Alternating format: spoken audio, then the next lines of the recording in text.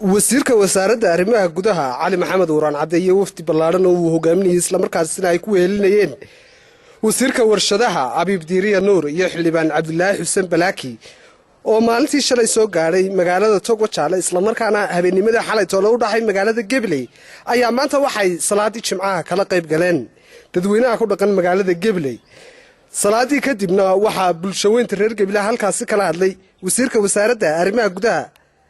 Cali Maxamed Waraan Cabdi waxaanu bulshaweynta baaqay in ay saamaxaan isla markaasina diinta islaamka iyo ummadda muslimiintiiba aanay ogolayn in ummaddu ay caloosha wax isugu hayso isagoo sheegay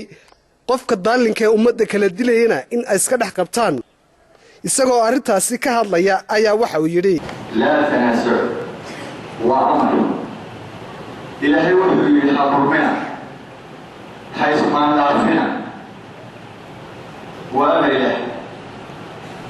وحوي سيدا صلاة اللوغو واتتين نسوه وحين المساجمة أي إلهينا سيدا صلي أمر اللوغو ومعنيه اليحي سيئا ينوضوا إلهي وحي حدي آتنا سؤال ومرتان فتفشوا وفش المسا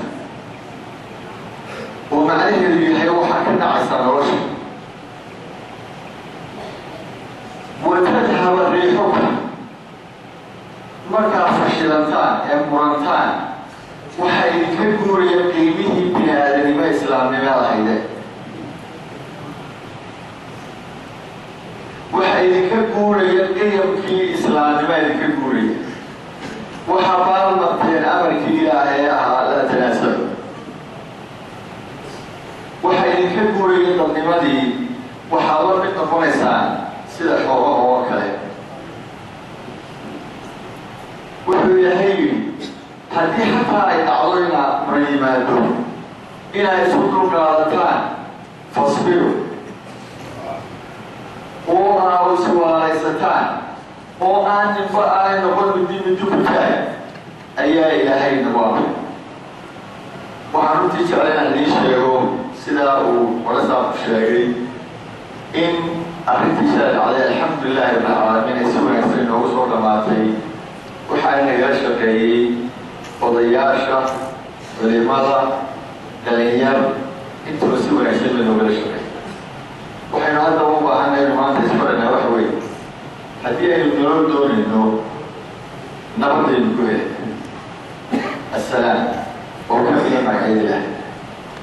meella adduunyada horumar kama dhaco إلا أوجهه أما يستلم الدين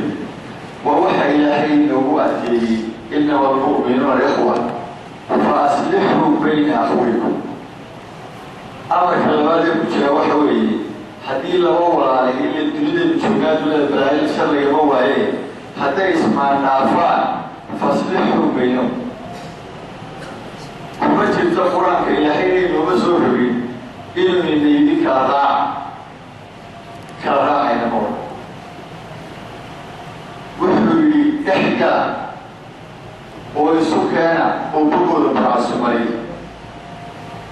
هذه مدة تاقوى سيدي والمكبران وآخرين شاب هذه دا أمرك وناكسن يسوكتك